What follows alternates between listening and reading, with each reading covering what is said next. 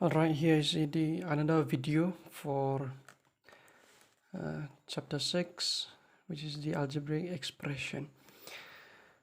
Now for the definition I will send in another video. Let me just come with the exercise.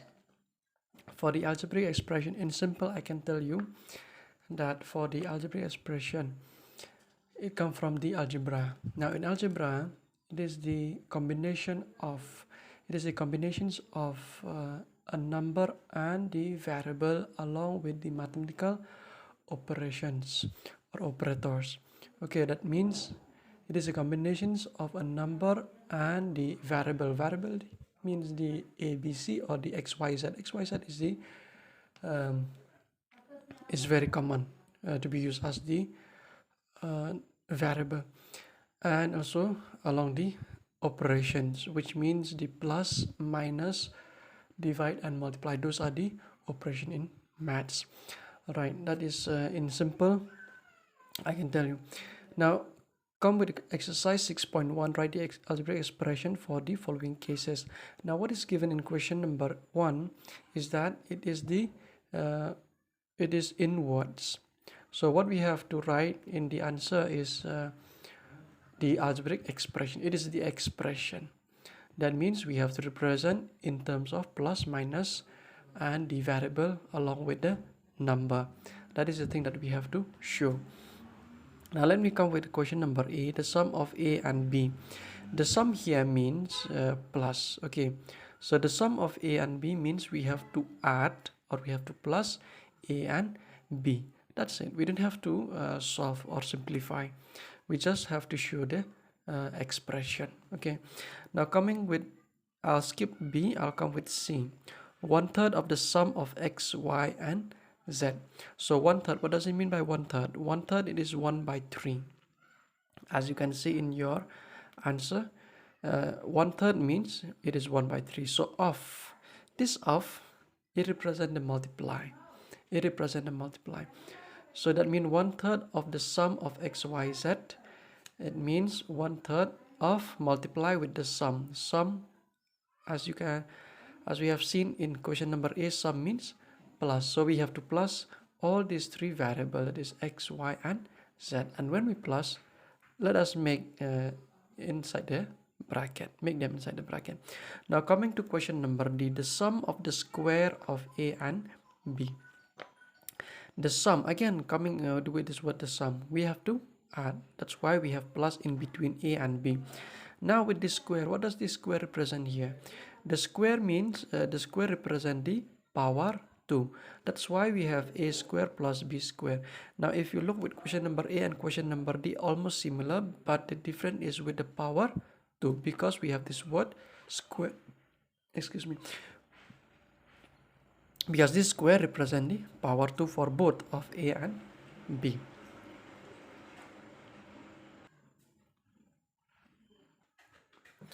Now coming to question number 4, identify the terms which contain x and write the coefficient of x in the following expression. This is very easy.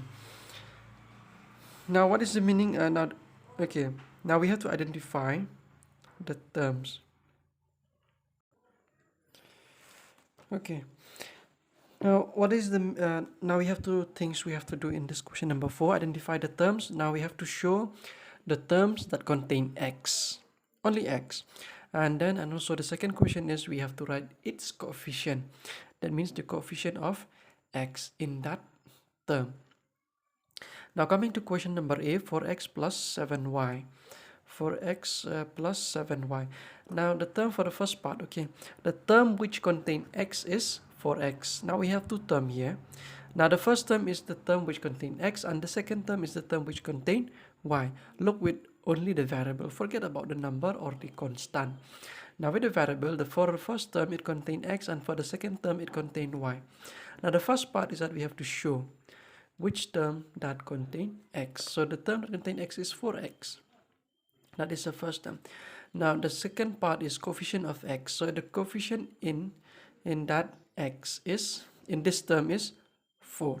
Now the meaning of coefficient is in simple, okay, in simple, so that for you to easy to remember is a number that is nearby to x, nearby to x.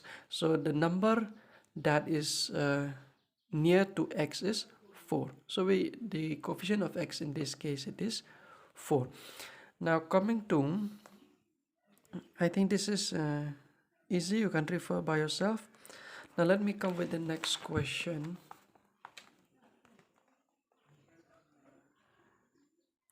Alright, even question number 5, it is similar with question number 4, that we have to identify the terms which contain x squared. Now here it talks about x squared, and also we have to find coefficient of x squared.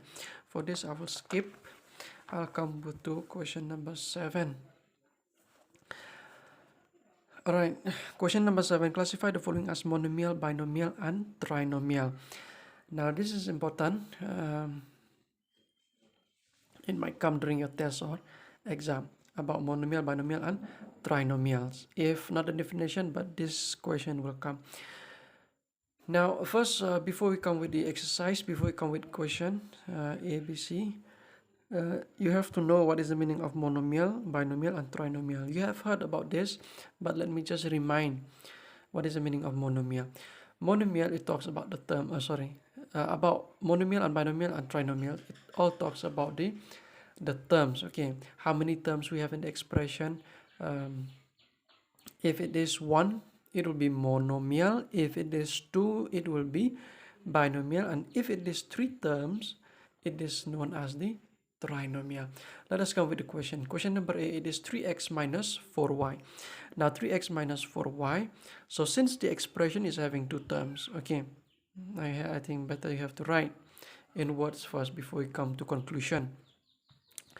Since the expression is having 2 terms, that means we have first term, in between minus there is 2 terms, 3x and 4y.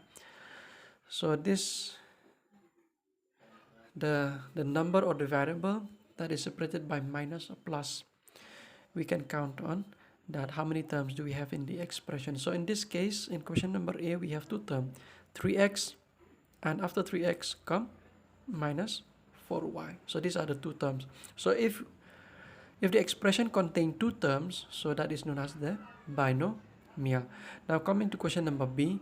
Now in this, you see there is no plus or there is no minus in between any number. We have only this expression. We have only this expression. So since the expression is having only 1 term, as you can see here, that we have no other 2 or 3 terms. We have only this expression, that is only 1 term. So I can write here only 1 term. So if the expression contains 1 term, so it is known as the monomial. Coming to question number C. Now in C, in between plus, in between this plus sign, this plus, we have 3 variables, A, B and C. So that means we have 1 term, 2 term, 3 terms. So that means we have 3 terms in the given expression. So if it is 3 terms, so it is known as the trinomial. Alright. Okay, here is another question, question number 10, that we have to identify the light and unlight terms in the following. So question, what is the light and unlight terms? Now directly I'll come with question number A.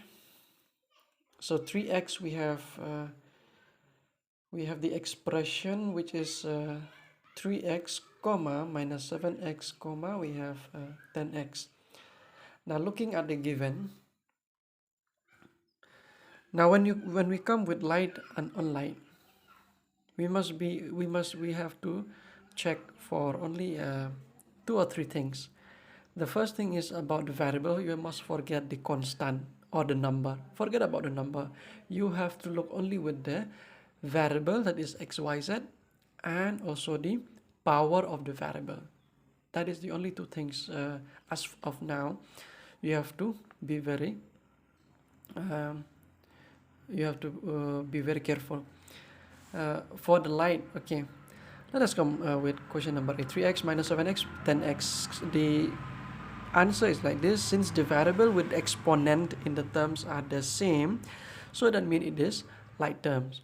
So from this we can get the meaning of light term, that the variable, when the variable is same and also the exponent in all this term is the same, so we can call it as the light term.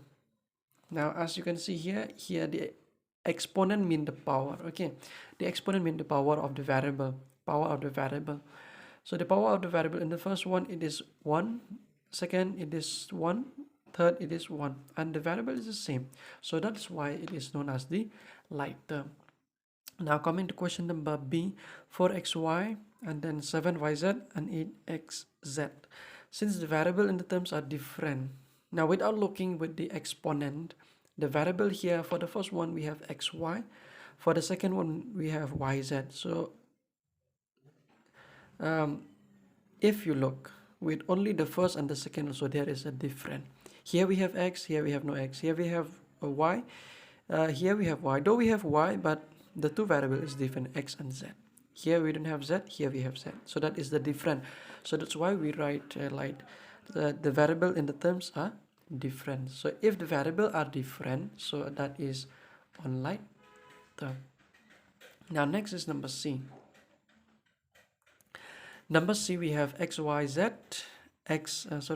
minus 8xy square z, 9x square yz, 10xyz square. Now let us check with the variable xyz, xyz, xyz. The variable is the same. And look with the power. Here we have power 1 and here we have power 2. Now if you look with only for x between the first and the second, there is a difference.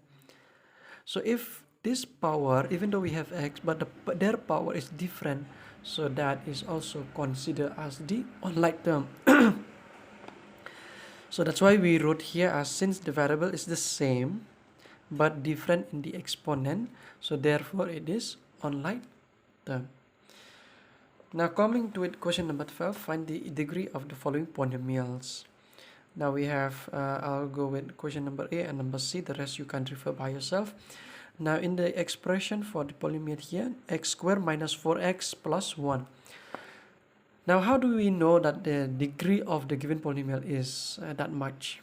Okay, now to know the degree of any polynomial, we have to pick with the bigger or the highest one.